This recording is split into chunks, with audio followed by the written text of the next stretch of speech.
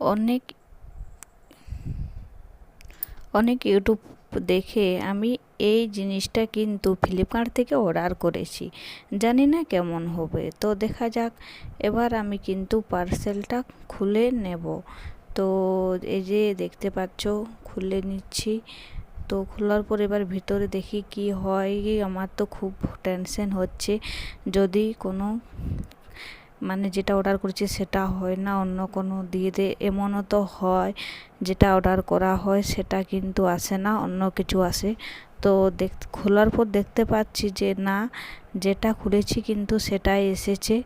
তো এই যে দেখো, এবার খুলে দেখাচ্ছি ওটাও ভিতর থেকে কি কি কতগুলো আছে। তো টোটাল এখানে গুনে দেখলাম যে 12টা আছে।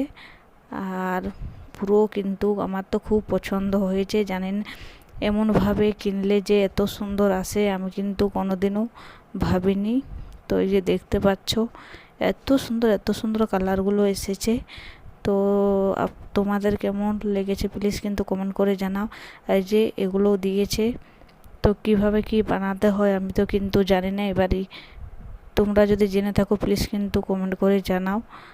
আর আমার ভিডিওটা যদি ভালো লেগে থাকে তো তোমরাও এইভাবে ফ্লিপকার্ট থেকে অর্ডার করে তোমরাও কিন্তু চেষ্টা করবে কোনো বাড়ির এটা